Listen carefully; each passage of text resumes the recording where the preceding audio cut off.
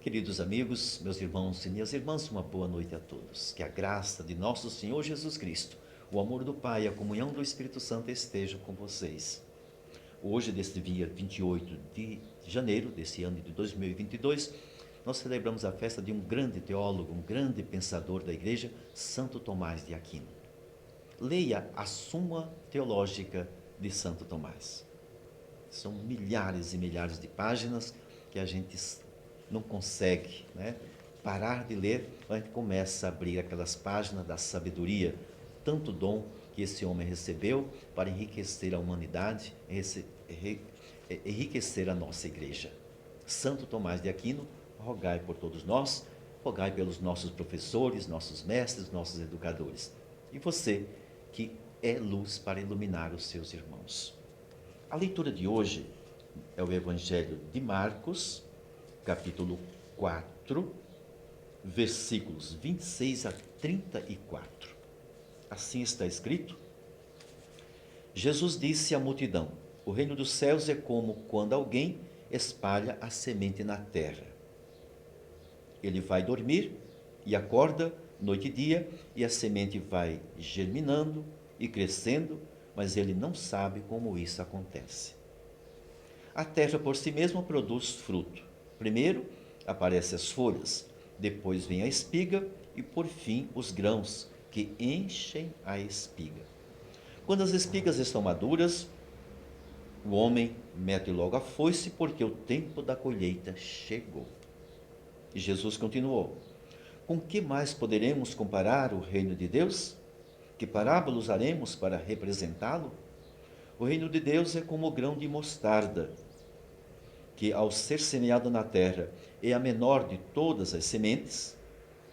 Quando é semeado, cresce e se torna maior do que todas as outras hortaliças e estende ramos tão grandes que os pássaros do céu podem abrigar-se à sua sombra.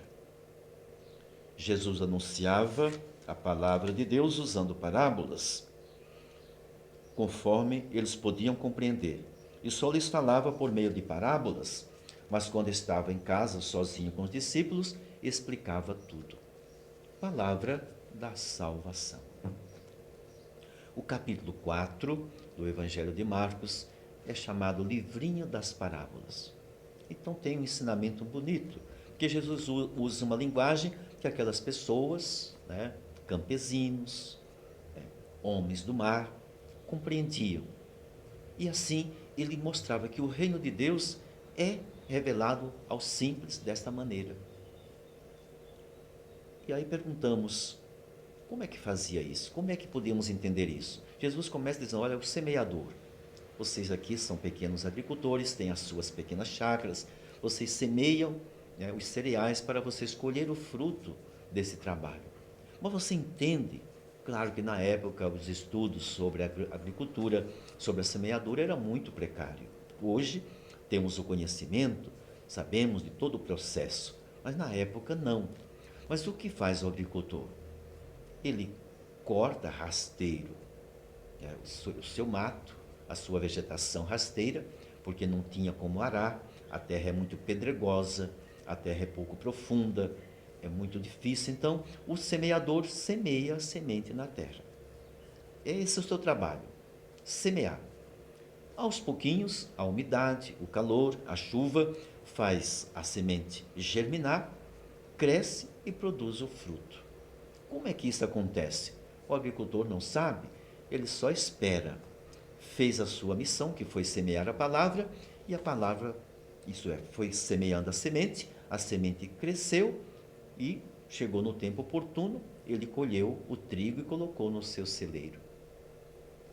Ou então aquele que tem a sua horta, coloca a semente da hortaliça na terra, e é interessante, na época, no catálogo das sementes, assim nos explica os estudiosos, que a semente da mostarda era a menor entre todas encontradas. Hoje tem sementes bem menores, mas na época era menorzinha, mas na horta crescia, ficava forte, um pequeno arbusto, talvez de uns 3 metros de altura, um pé de mostarda. Coisa extraordinária, fazia sombra para os pássaros. E Jesus diz: assim é o reino de Deus. Você é o semeador. Você tem a palavra no coração. Semeie no coração dos seus irmãos a palavra de Deus.